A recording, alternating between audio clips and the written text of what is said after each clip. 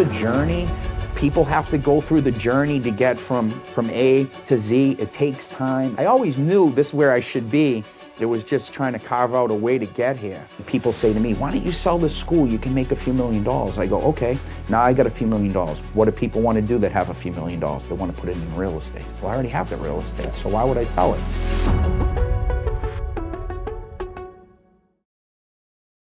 Hey everybody, Ennis Whiteacre Properties. Today I got my business partner, my brother Yoni. He'll take over the interview. We have a guest meetup interview with Ryan Rourke. Ryan is a local real estate investor out of Lowell, Mass. And I wanted to interview Ryan because of his growth in real estate investing. He started with fix and flips, now has transitioned into multifamily redevelopment. So I'm really curious, how is that working for him? And I have a ton of questions that Yoni is going to ask for me. The reason why I'm bringing local people here once a month at our office and sit down with them is, first of all, I want to learn from them, but two is to share with you guys what's working for us. Tips and tricks of the business right now in Greater Boston, right in the market we are in. I think that's going to be valuable to you guys to take and implement in your business. Right after this interview, we head out to the meetup event, and these are free networking events that we host once a month here in Natick. It's free, it's great networking. We learn from guests like Ryan, but mostly it's about being inspired from each other and making those connections. So guys, if you haven't joined us, RSVP below, meetup.com/Boston Real Estate Connection. If you guys find value in the content here, like, share, subscribe. And now let's jump into the interview with Ryan Rourke. So we have Ryan.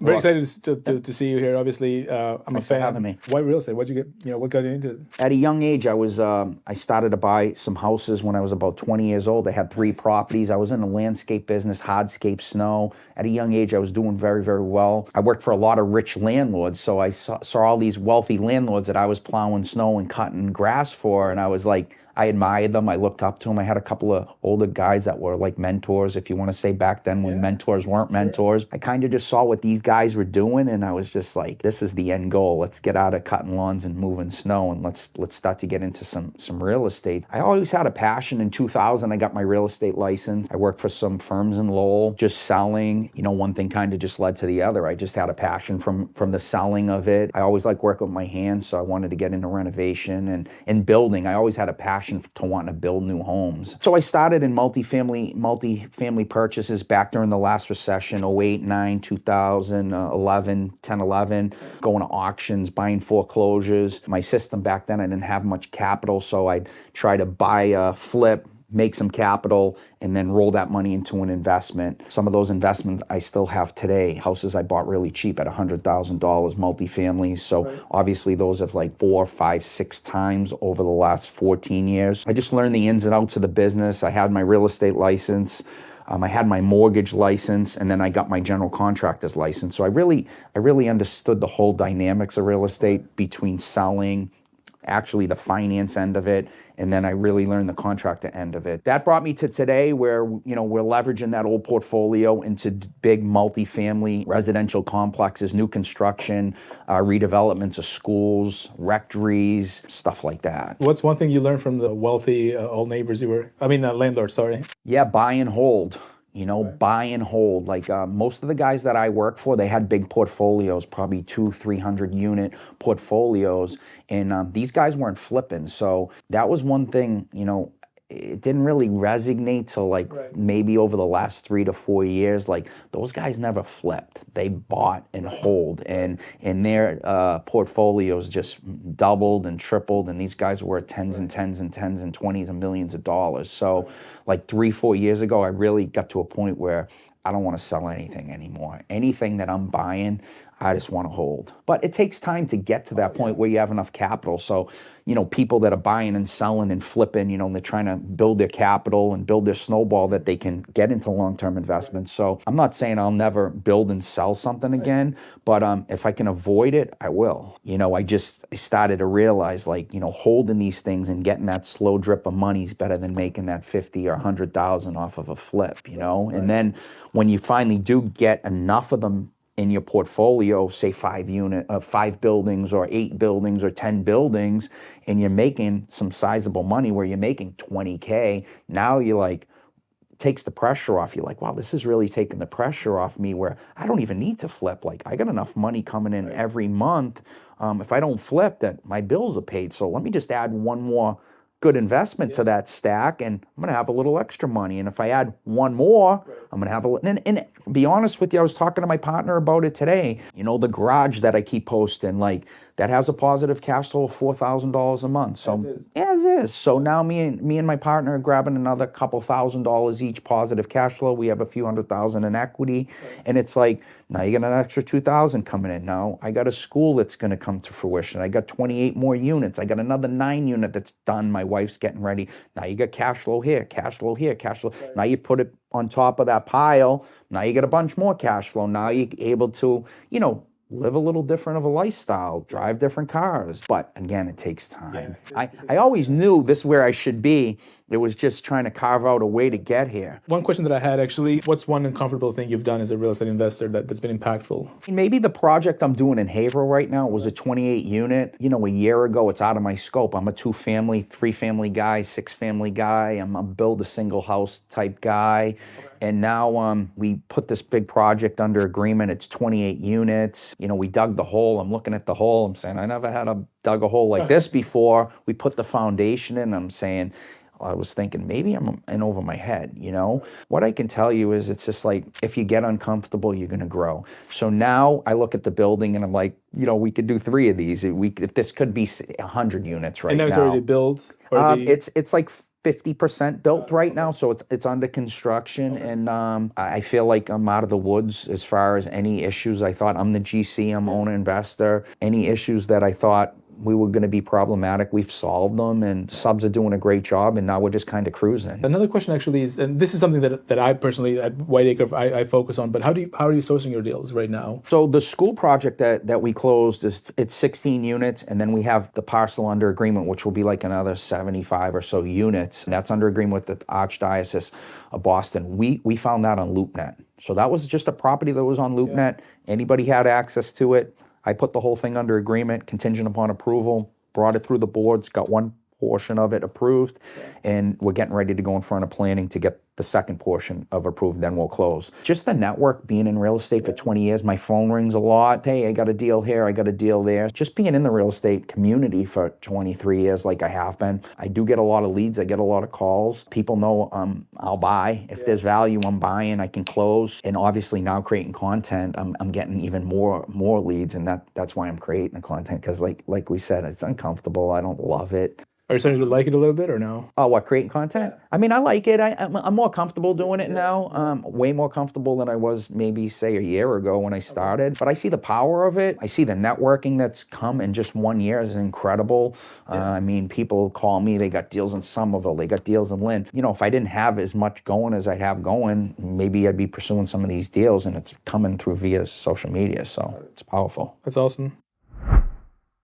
How are you underwriting? And when I say underwriting, I also mean like financing. How are you underwriting deals now? It's interesting. So when we have a property we're closing on next month, we put this property under agreement like a year and a quarter ago. So a year and a half ago, interest rates were obviously way lower. When we put it under agreement, the deal penciled great. Now we're up here at 7%, and that brings us back to the long game. So now we're penciling the deal.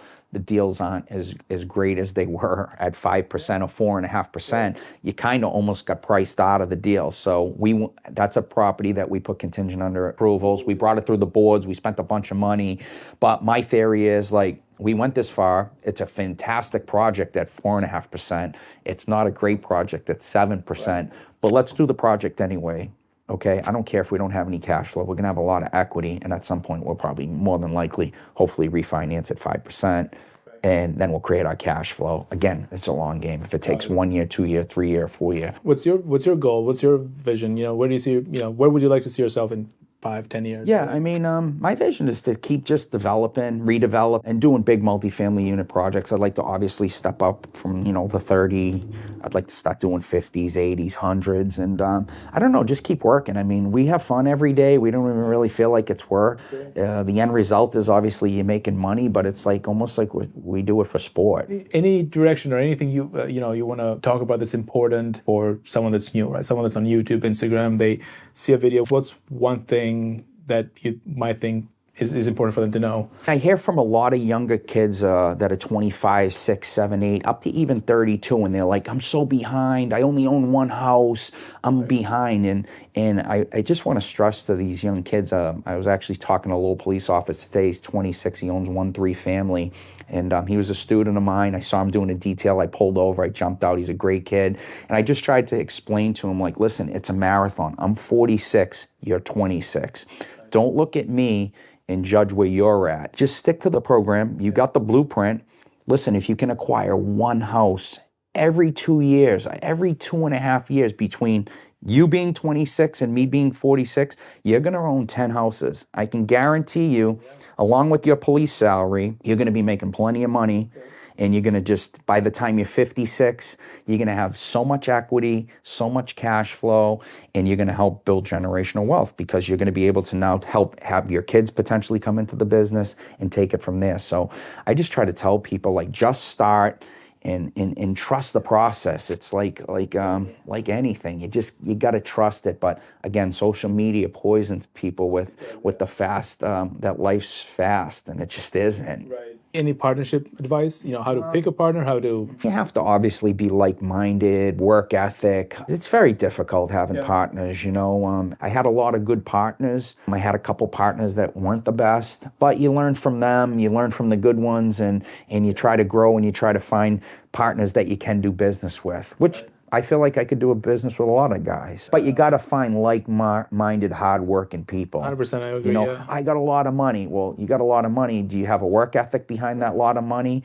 Or do you just have a lot of money? Because I don't want a guy with just a lot of money. I want a guy that's going to get in the trenches. Well, I mean, if you have a lot of money, it could be a lender, right? It doesn't have to be a partner. Which again, I branched off when I got away from some partners. And, I had my private lender. And like I say, he was my partner because I was kind of splitting deals at the end of the day with him, but he wasn't coming up to my jobs asking me why I was painting something a certain color or why I was doing this. I was doing everything I wanted, and I was basically sharing my profit. But we did 50, 60, 70, 80 deals. I don't know. We did a lot of deals. He was like a partner, and it worked great. And, again, I just borrowed private money last week from that same guy, and the money's working great today in today's market. It may not be. Actually, it might be impossible, but it's not going to be easy to just go and figure out a partner or a lender that will give you all of the purchase price and closing costs, and you walk away with some cash, right?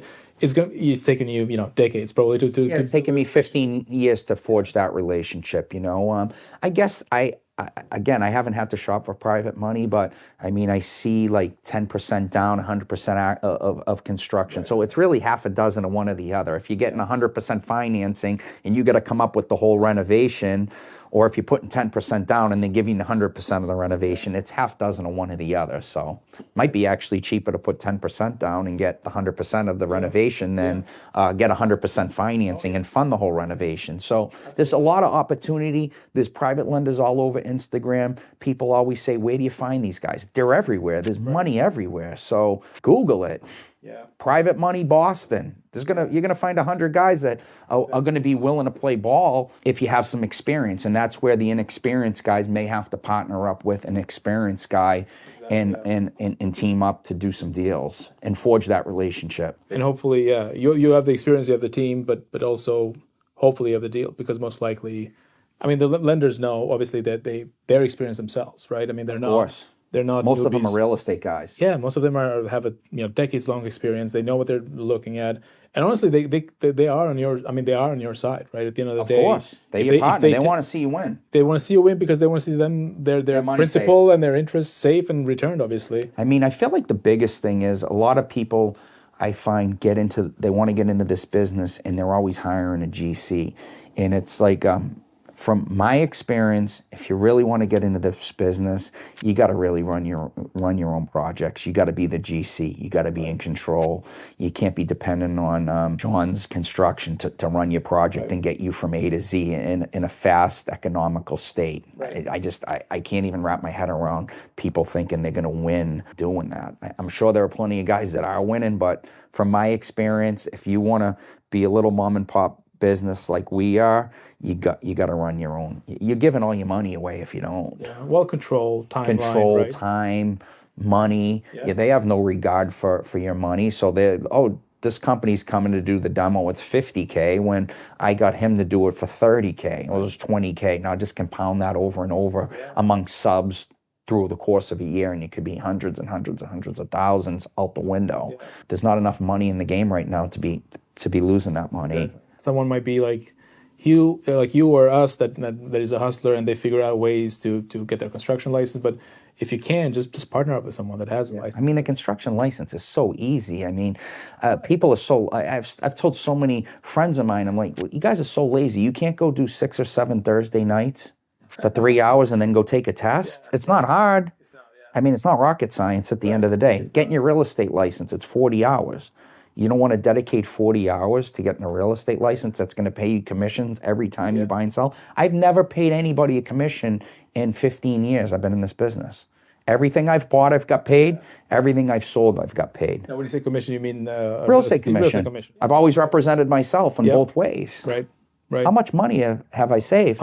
Million? Yeah. Millions. What changes are you seeing now from, let's say, a year ago? The price of materials is pulled back. Lumber's definitely pulled back a ton. Contractors are looking for work more so than they were a year ago. I feel like the homeowner work's dried up. The refinance money's all been spent.